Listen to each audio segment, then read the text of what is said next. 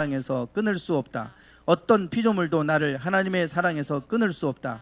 하나님의 사랑으로 말미암아 나는 넉넉히 이길 것이다. 아멘. 네, 이 말씀으로 한 주 승리하시기 바랍니다. 성경 말씀 보겠습니다. 마태복음 13장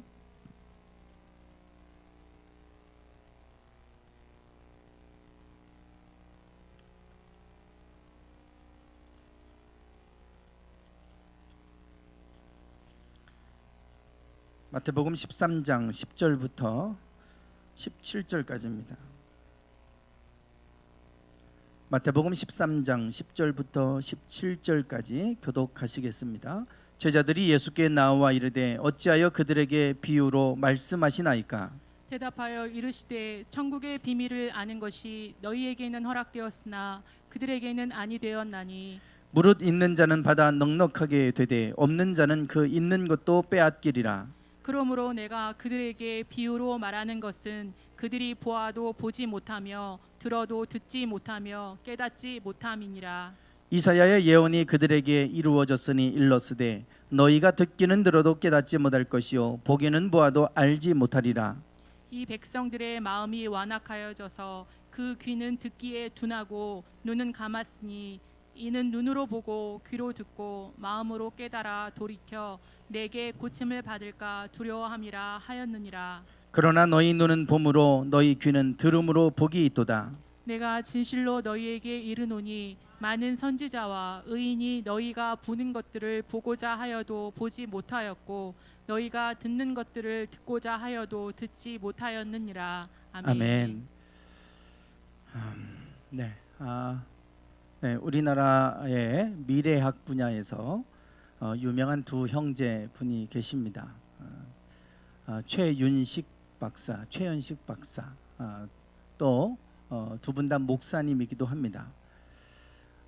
형이 되시는 최윤식 박사, 이분은 미국에서 미래학 분야의 권위자에게 사사를 받고 그분에게 이제 박사 학위를 받고 그러면서 한국의 앞으로 미래와 관련된 책들을 냈습니다.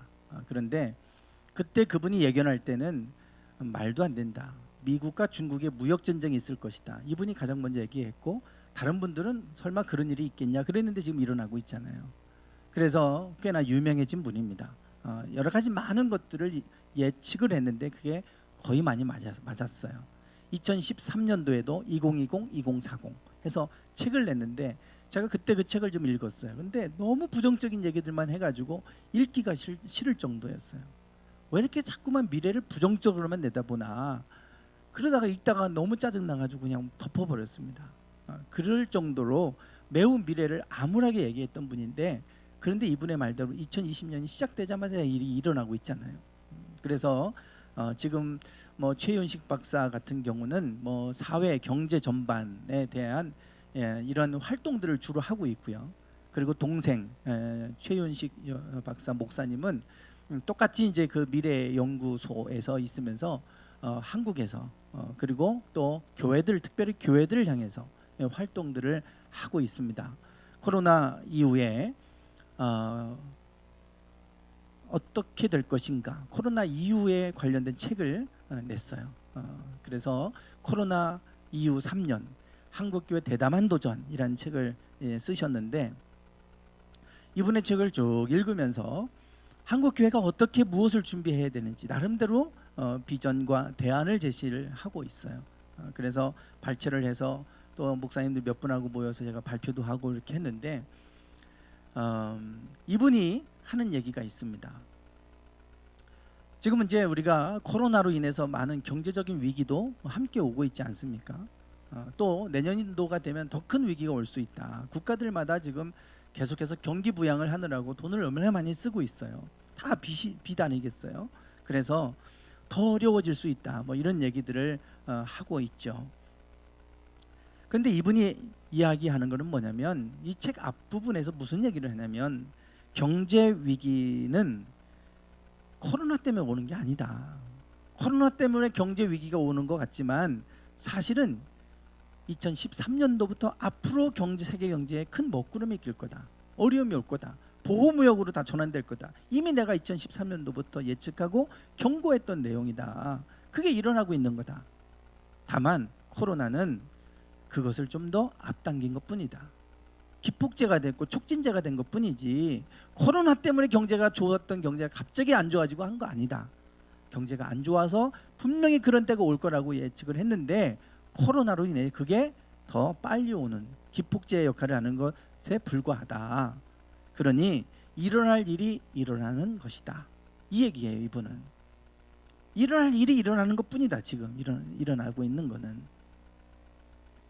마찬가지로 교회 위기에 대해서도 얘기합니다.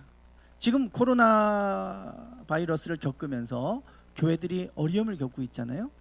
교회들이 자꾸만 비난의 대상이 되고 있지 않습니까? 그래서 자꾸만 교회가 우리가 대면 예배를 드려야 되는 거를 헌금 때문에 하는 것처럼 프레임을 씌워서 그래서 매우 부도덕하고 돈을 탐하는 이러한 단체로 이렇게 프레임을 씌워버리잖아요. 우리가 그런 뭐 헌금 때문에 모여서 예배하려고 하는 거 아니잖아요.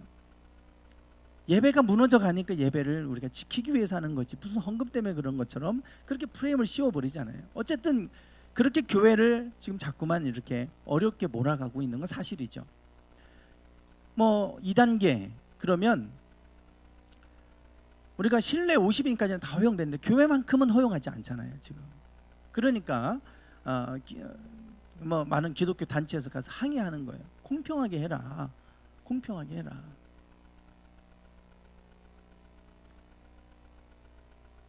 공평하게 해야지. 제가 어제 좀 일이 있어서 오늘 이제 신방을 좀 가야 될 일이 이제 내일 오늘 신방을 가야 되니까 좀 이제 기독교 서점 가서 액자를 좀 사러 나갔다 왔어요. 간 길에 시계가 좀 손목이 살이 쪘는지 안 맞는 거예요. 그래서 이제 늘리러 이제 백화점에 들어갔어요. 그랬더니 거기에 성심당 거기 이제 1층에 성심당에 있는 사람이 얼마나 많은지 몰라요. 줄 서가지고 그거 먹고 있는데 보니까 50명 넘어요. 그게 제 눈에 들어오는 거예요. 아니 실내 50명 이내로 한다며.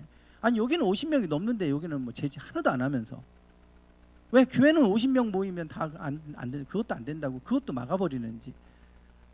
그래 우리 목회자 관점에서 볼 때 저는 그게 참 이해가 안 되는 거죠.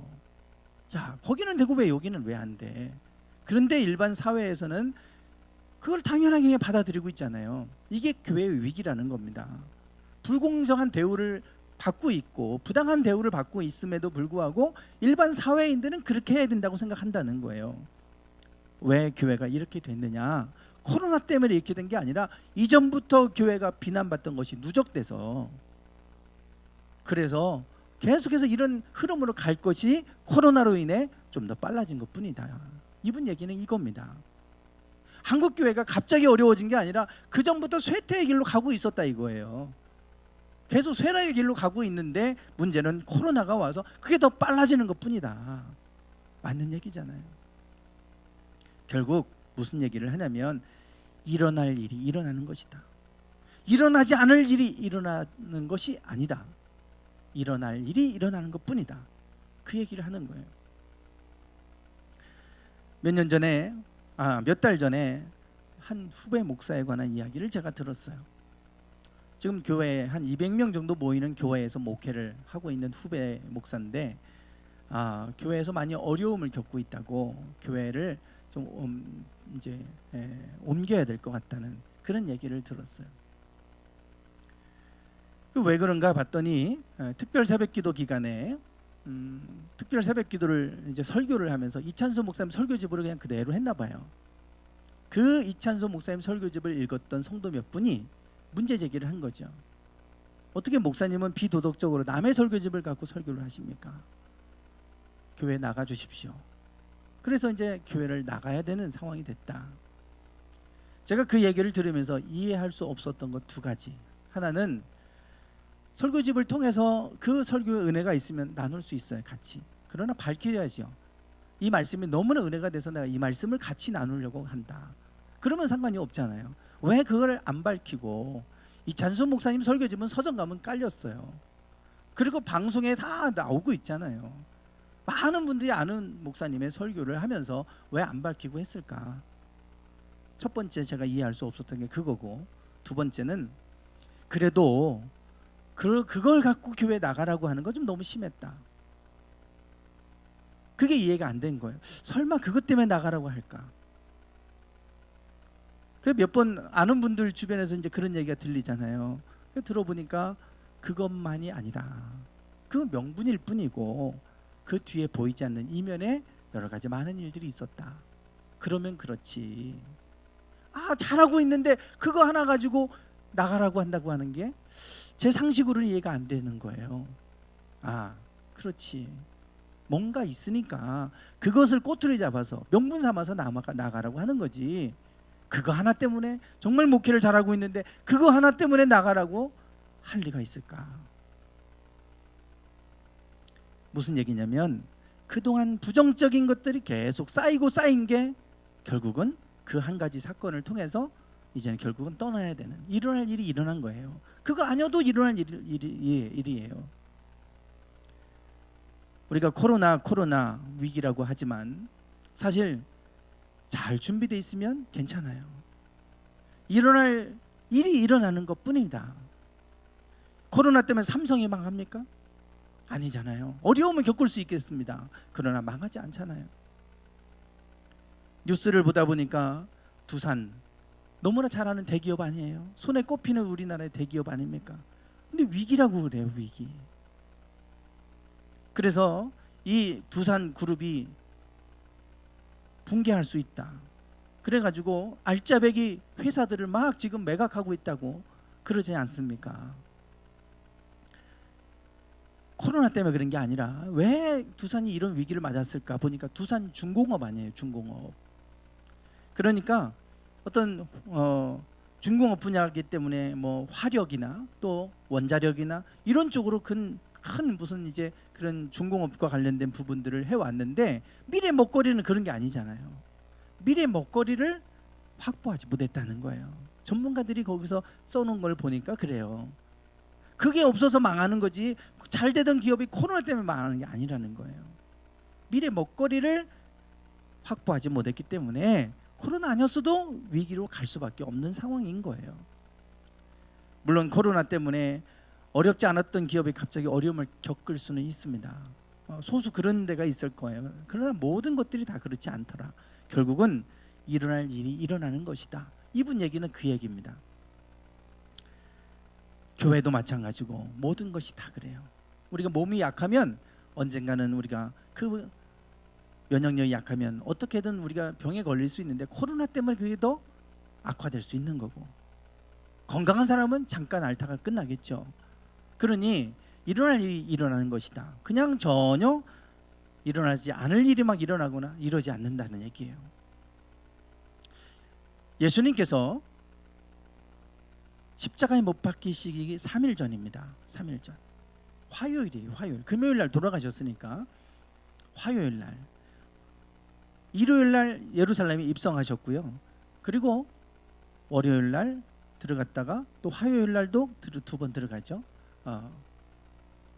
그리고 나서 성전에서 논쟁도 하셨어요.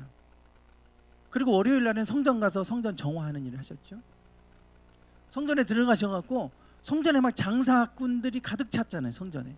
그래서 채찍질하면서 또 돈을 바꿔주는 환전해주는 사람, 그래서 환전해주면서 돈을 이득을 얻었던, 왜냐하면 로마의 지배를 받았기 때문에 로마의 화폐를 썼어요. 그 화폐 안에는 로마의 황제 얼굴이 그려져 있어요. 그거를 성전에 오면 성전 세금을 내야 돼요. 성전세가. 성전세를 로마의 화폐로 낼 수는 없으니까 그들의 이스라엘 돈으로 바꿔야 돼요. 그 환전하면서 돈을 이익을 남겨먹는 거예요. 환전상들과 또 그들이 와서 유월절을 지키려면 제사를 드려야 되니까 짐승들을 막 파는 거예요. 그 안에서 이런 장사하는 행위가 일어나고 있었죠. 예수님께서 성전에 가보니까 완전히 이건 장사판이에요. 그래서 막 뒤집어 엎으시고 쫓아내시면서 하나님의 거룩한 성전을 이 도둑의 소굴로 만들었다. 도둑의 소굴로 만들었다. 그러면서 책망하셨잖아요. 그리고 나서 화요일 날 성전에 가서 그들과 논쟁했어요. 바리새인들하고. 그리고 나와서 감람산에서 성전을 바라보면서 성전이 돌 위에 돌 하나도 남지 않고 다 무너져 버릴 것이다. 그랬습니다.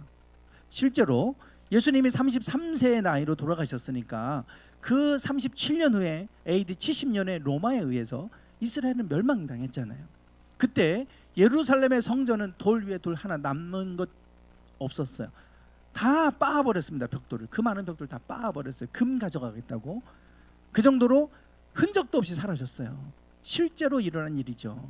그리고 이스라엘 백성들은 뿔뿔이 흩어져서 다 포로로 끌려가고 뿔뿔이 흩어져서 살아가지 않습니까? 예수님 말씀하신 대로 이루어졌어요. 37년 후에 일어난 일입니다. 그 마지막 때 징조를 물어보고 하실 때 이때 성전에 관련된 얘기를 이제 하셨어요. 이것이 여러분 37년 후에 일어나는 일이다 그러면 사실 먼 미래가 아니잖아요. 가까운 미래예요. 이 일이 갑자기 일어난 것 같지만 사실 갑자기 일어난 거 아닙니다. 일어나지 않을 일이 일어난 게 아니라 일어날 일이 일어난 것 뿐이에요. 왜냐하면 사실 이 일이 있기 전에 예수님께서 이 성전 정화하시고 뭐 다 쫓아내시고 성전이 멸망하고 다 돌 위에 남지 않고 다 무너질 것이다 이렇게 말씀하시기 전에 이미 성전은 더럽혀져 있었어요. 오래전부터. 말라기에 보면 이렇게 말씀해요. 만군의 여호와가 이르노라 너희가 내 제단 위에 헛되이 불사르지 못하게 하기 위하여 너희 중에 성전문을 닫을 자가 있었으면 좋겠도다. 내가 너희를 기뻐하지 아니하며 너희가 손으로 드리는 것을 받지도 아니하리라 그랬어요. 말라기 선지자 때부터 이미 성전에 더러운 제물들이 드려지고 있었다. 병든 것, 저는 것, 못 먹는 것 갖다가 하나님께 제물로 갖다 바치고 이랬다는 거 아니겠습니까? 이미 말라기 시대면 예수님보다 400년 전에 활동했던 선지자예요. 말라기서 이후로 마태복음과 말라기 사이에는 400년의 공백이 있습니다. 이때가 알렉산더 대왕 헬라 제국 시대고요. 그리고 로마 제국이 막 태동했던 그 시대예요. 그 400년이 구약과 신약 사이에 있지만 성경에는 기록이 없어요. 말라기 선지자는 예수님보다 400년 전의 인물입니다. 그때도 이랬잖아요. 더 거슬러 올라가면 남유다 때 바벨론에 의해서 남유다는 멸망당했죠. 왜? 그곳에 바알신 숭배 사상으로 가득 찼어요. 성전이 더럽혀졌잖아요. 그래서 바벨론에 의해서 이 성전이 무너졌습니다. 그리고 하나님은 다시 한번 기회 주셨어요. 70년 만에 돌아오게 하셨어요. 70년 만에 돌아오게 하셔서 그래서 그들이 돌아와 가지고 성전을 재건을 합니다. 학개스가랴 선지자들이 성전 건축에 대한 얘기를 하고 그래서 제2성전을 만들었어요. 제2성전을 건축을 했습니다. 그리고 나서 85년이 지나고 말라기 선지자가 등장한 거예요.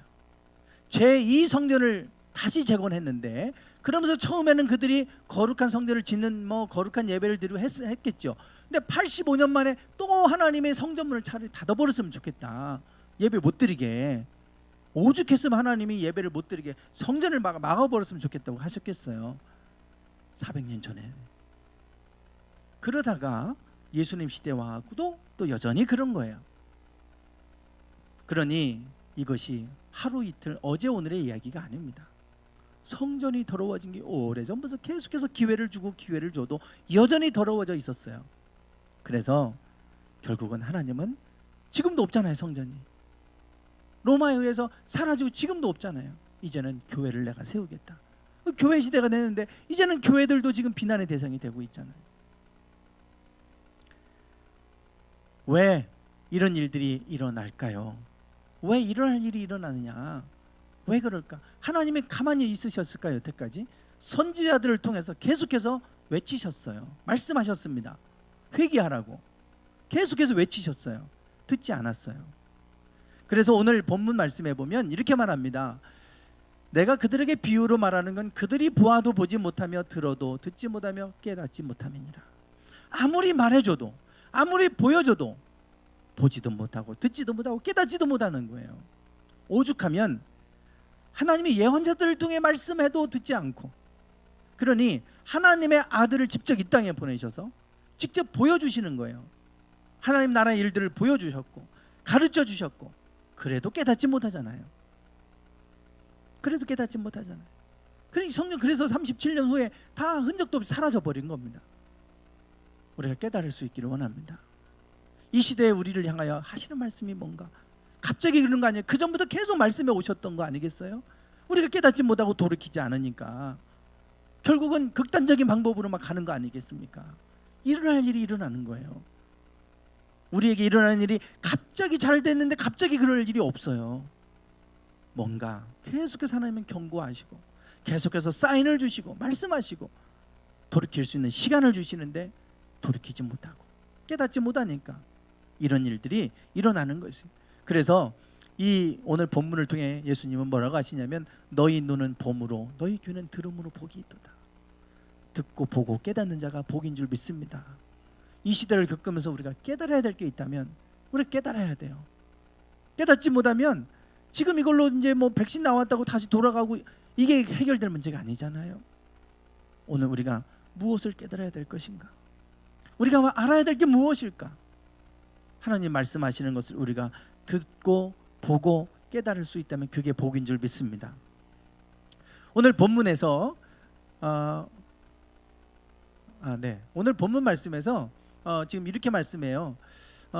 지금 무슨 얘기를 하냐면 제자들이 예수님이 지금 천국을 비유로 말씀하시는 거예요. 마태복음 13장에는 천국은 마치 이와 같다. 그 비유장입니다. 비유장.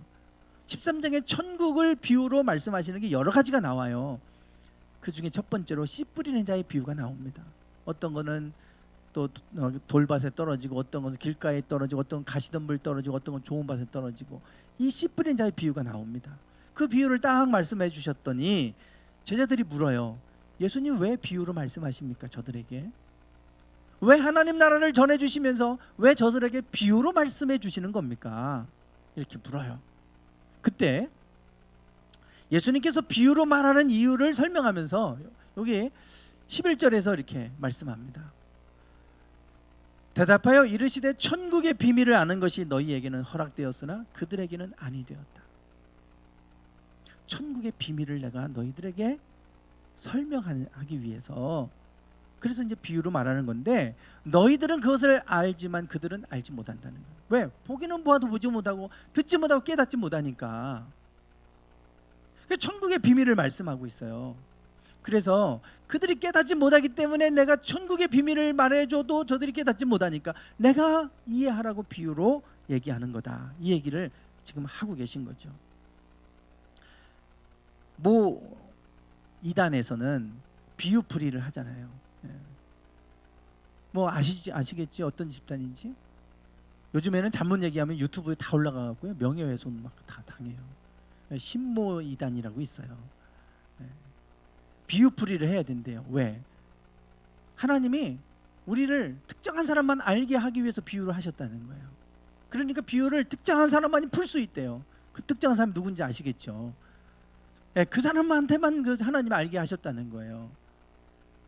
여러분 비유를 국어를 몰라도 그렇게 모를까요? 비유를 언제 씁니까? 비유를 못 알아듣게 하려고 비유하시나요? 더 쉽게 이해하라고 비유 쓰는 거 아니에요. 뭘 거꾸로 얘기해요. 거꾸로. 근데 거기 다 빠져들어가요. 무슨 비유를 못 알아듣게 하기 위해서 하나님이 무슨 비유를 씁니까? 아까 그랬잖아요. 어디 나오나요? 여기 위에 돼 있네요. 13절에 비유로 말하는 것은 이유 설명하잖아요. 그들이 보아도 보지 못하고 들어도 듣지 못하고 깨닫지 못하기 때문에 내가 비유로 말해주는 거다 깨달으라고.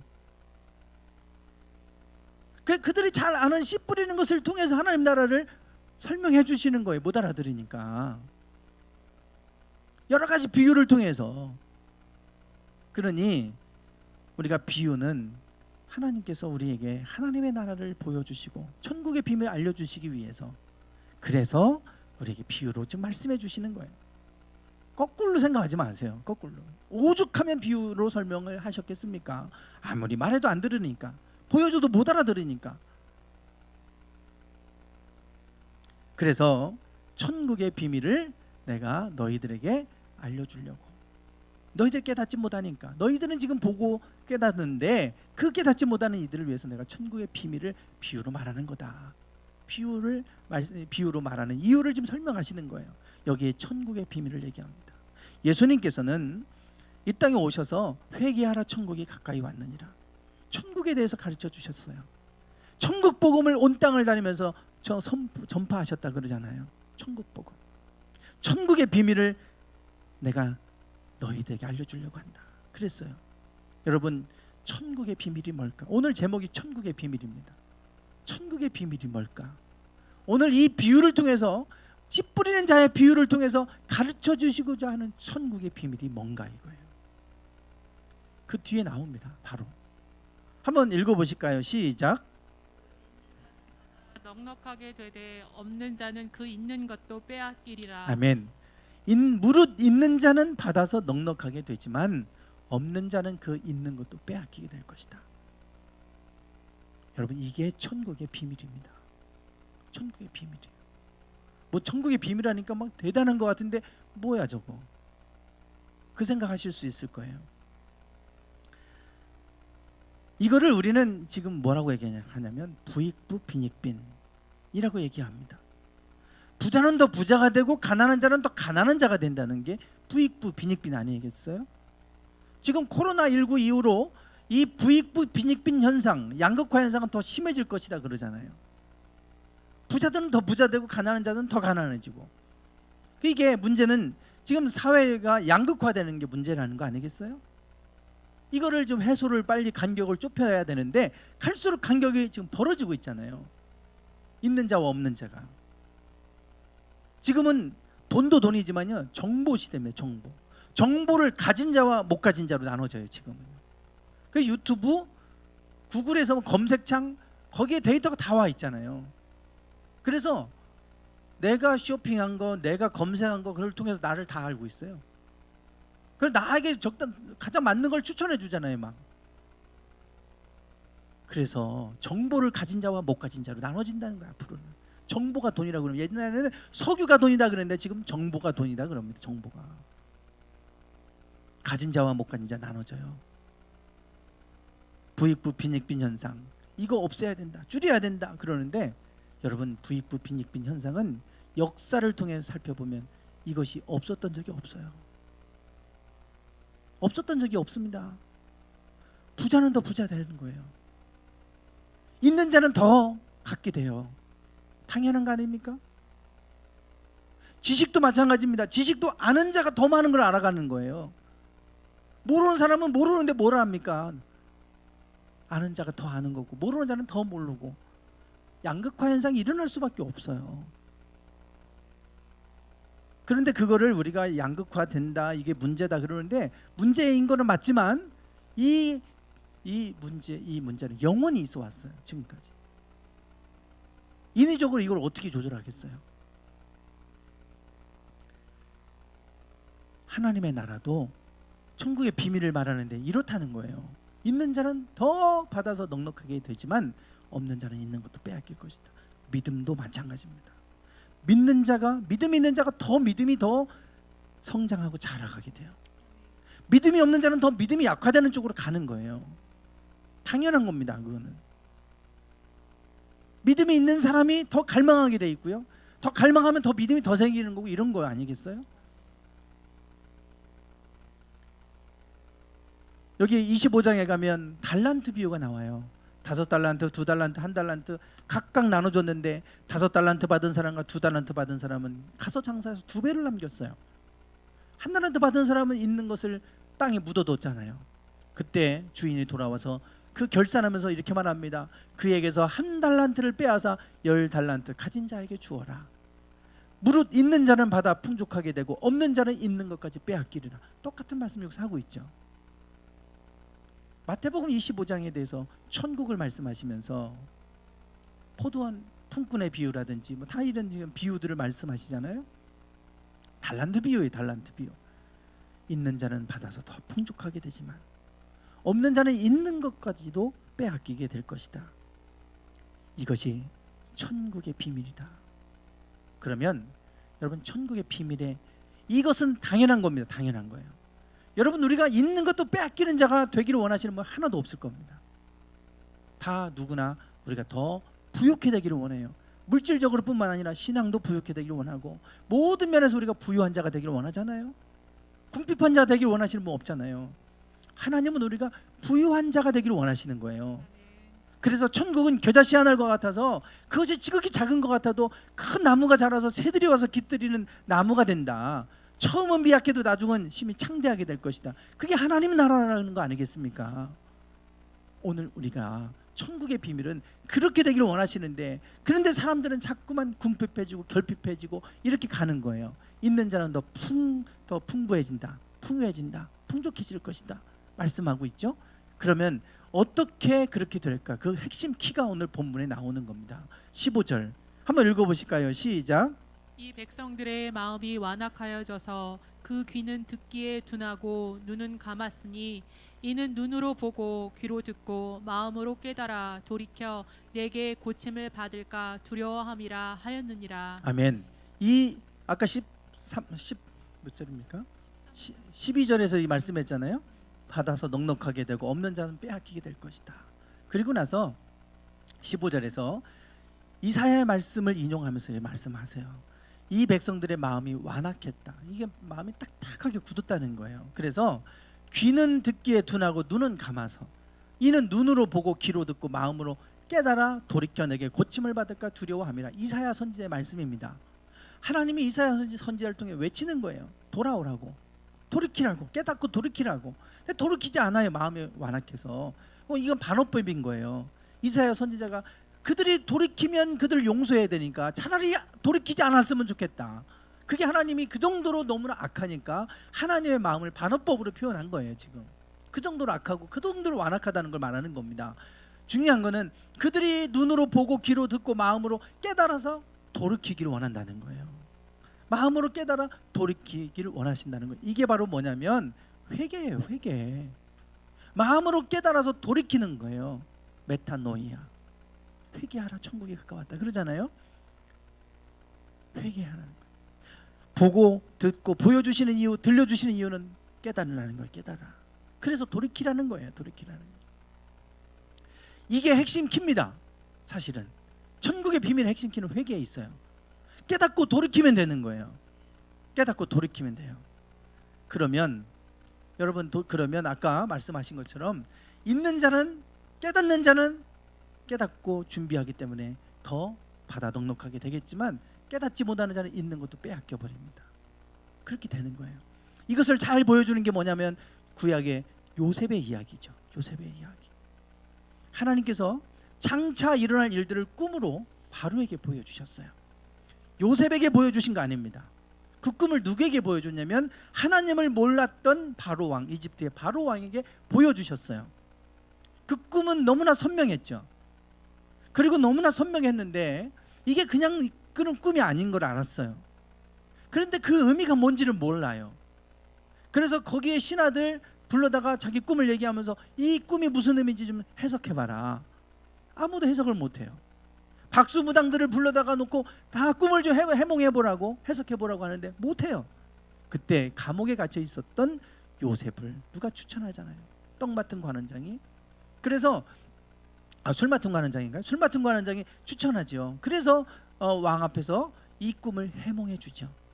앞으로 7년의 풍년이 있을 거고 후에 7년의 흉년이 올 겁니다. 그러면 그 흉년이 얼마나 끔찍한지 7년의 풍년은 기억되지 못할 겁니다. 그러니 7년의 풍년이 있는 동안에 그 곡식의 5분의 1은 창고에 모아서 저장해 두십시오. 그래? 그러면 네가 해 그 일을. 그리고 총리를 맡긴 거 아닙니까? 하나님이 보여주셨는데 깨달아요. 중요한 건 깨달아 알아야 돼요. 아무리 보여줘도 깨닫지 못하면 이거 그냥 꿈으로 끝납니다. 그런데 그거를 요셉은 알았어요. 그리고 준비했습니다. 그리고 흉년이 시작됐어요. 1년 만에 그들이 가지고 있던 건 다 탕진해 버리죠. 왜? 먹을 것을 구해야 되는데 먹을 게 없잖아요. 그러니까 이집트에 와가지고 거기 가면 먹을 게 있다더라. 그러니까 사람들이 돈을 싸들고 옵니다. 돈을 싸들고 와요. 왜? 돈 가지고 살 수가 없으니까. 그래서 그들이 7년 동안 쌓아놓은 것들이 1년 만에 다 탕진하고 끝납니다. 그 식량 사느라고. 모든 부가 이집트 요셉에게 다 들어와요. 그 주변에 있는 그 모든 사람들의 부가 이 요셉에게 다 들어왔어요. 그거 가지고 사서 1년 동안 잘 먹고 살았는데 버텼는데 그 다음에 또 먹을 게 없어요. 어떻게 합니까? 자기 가지고 있는 땅을 팔아야죠. 그 땅을 또 다 왕에게 바쳐버려요. 그리고 식량을 얻었어요. 그 다음에 되니까 또 먹을 게 없잖아요. 나를 노예로 써주십시오. 종이 됩니다. 종이.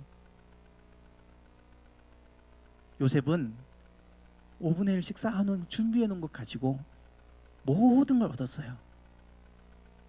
애굽 땅이 지금 우리가 알고 있는 이집트 영토가 다 애굽 땅이 아닌 거예요. 다 부족들이 있잖아요. 아프리카도 부족들이 자꾸 다 부족 국가들이 있고 그래요. 근데 그때 그것을 이루면 대제국을 이루는 겁니다. 애굽 제국이.